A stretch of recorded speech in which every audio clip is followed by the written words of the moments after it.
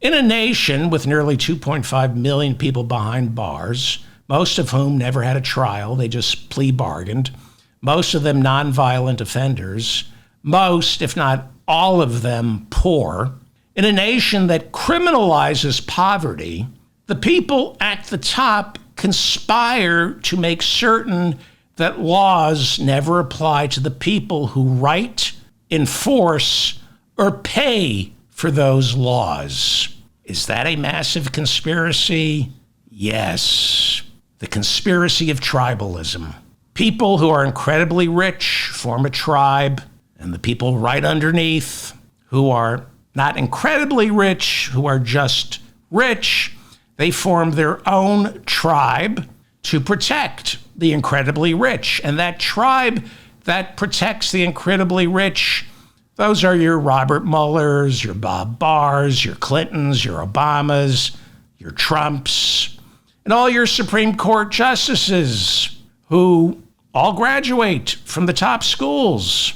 And they can't graduate from the top schools, and they can't bump in to the right people unless early on, when they're in their late teens, they display sufficient fealty to the ruling class. To Epstein's credit, he was a college dropout, but he had enough money to buy his way into people assuming he was a Harvard man.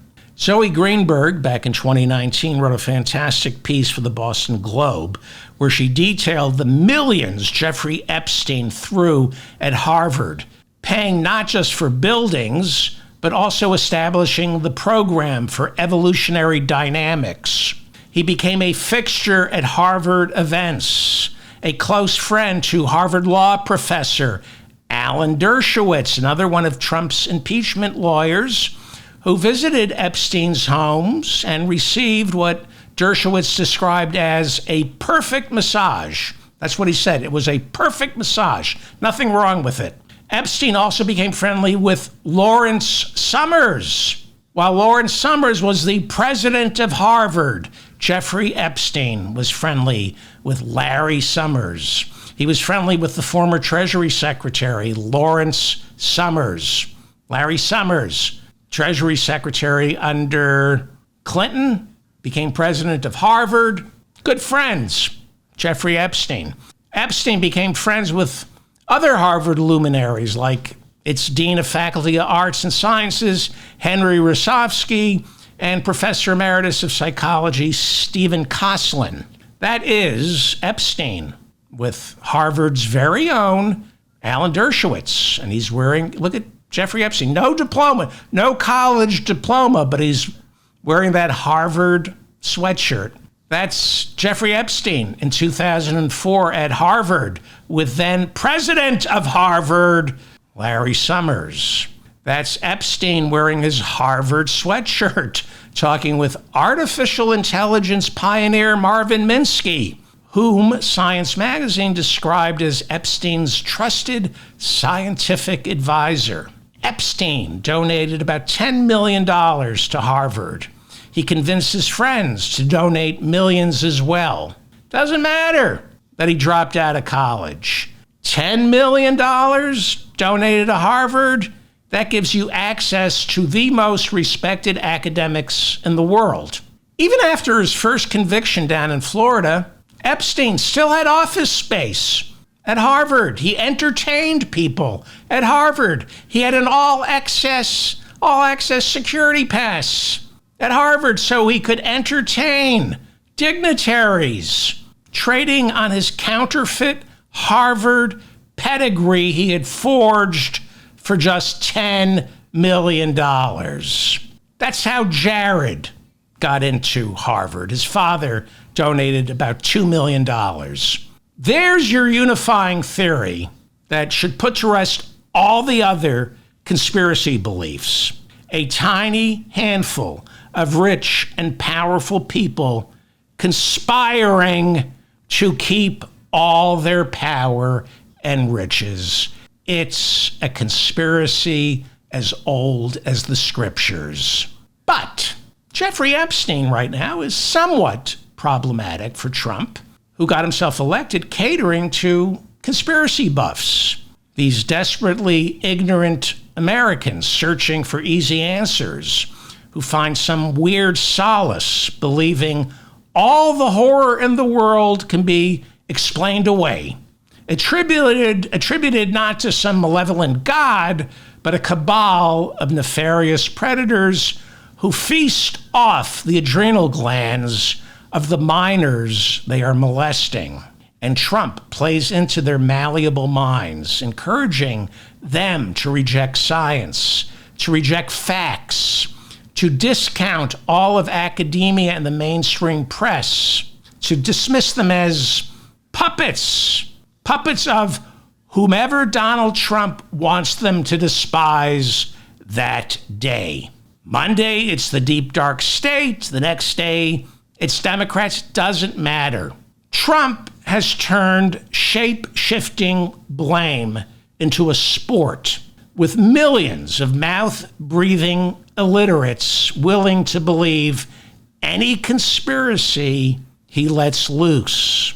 Every judge, every prosecutor, every juror in every case who goes up against Donald Trump is in on a massive socialist Marxist conspiracy paid for by George Soros to destroy our country. The next day, Venezuela is shipping millions of terrorist gang leaders into our country to destroy it.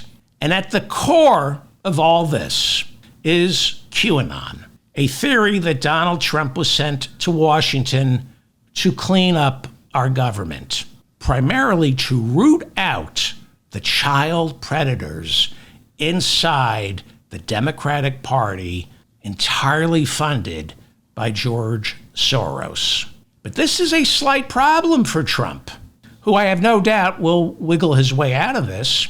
But it is a problem because the Epstein story braids together the entire QAnon theory of wealthy, powerful child predators. And unfortunately for Donald Trump and QAnon followers, Trump is all over the Jeffrey Epstein story, right?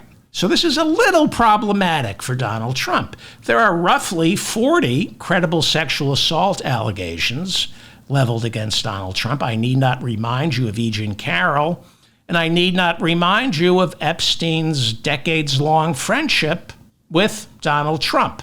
Now, I'm going to mispronounce her name, and I apologize. Virginia Giuffre? I'm going to call her Virginia because I don't know how to pronounce her last name. It's spelled Giuffre, and I've read about this, but I don't watch the salacious documentaries, so I don't know how to pronounce her last name because I won't watch any of the videos. I think it's Giuffre, so I'm going to say Virginia G. Why don't I do that? This is her with Prince Andrew, and she died, allegedly, from suicide in April of this year. In February of 2022, Virginia settled with the Queen of England for an undisclosed amount to make the Prince Andrew problem go away. The settlement is said to be worth north of $10 million. Now, in defense of Prince Andrew, Virginia was the age of consent by the time he had sex with her. She was trafficked by Epstein and Ghislaine Maxwell and forced to have sex with Prince Andrew more than once, but it was not statutory rape. The problem for Trump is Virginia's father worked at Mar-a-Lago, and so did she. She told NBC's Dateline that she worked while a teenager as a spa attendant at Mar-a-Lago. She was working as a spa attendant at Mar-a-Lago as a teenager when Ghislaine Maxwell spotted her there reading a book on massage therapy and recruited her to come over to Jeffrey Epstein's Palm Beach estate to give him massages.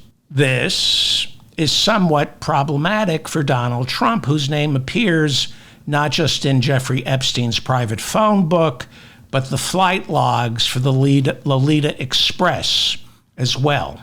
Epstein's former housekeeper, Juan Alessi, says Trump used to dine frequently at Epstein's Palm Beach estate. Alessi said Trump never stayed overnight and never received massages since he had his own spa back at Mar-a-Lago, which is where Ghislaine Maxwell just happened to discover Virginia. So, what do I think? This is Bill Clinton in 1993 giving Ghislaine Maxwell and Jeffrey Epstein a VIP tour of the White House. Here's former President Bill Clinton. This is right after he left office, on board the Lolita Express with Jeffrey Epstein. What do I think? Men have powerful urges, and powerful men, like the ones I just mentioned, they like those urges satisfied. Jeffrey Epstein, we know, was a predator. He preyed on young women and powerful men. Not asking you to feel sorry for powerful men, but he preyed on powerful men. Powerful men were drawn to Epstein because he could either satisfy or titillate their vices, which is exactly what mobsters do. Mobsters figure out your weakness, capitalize on it by catering to it.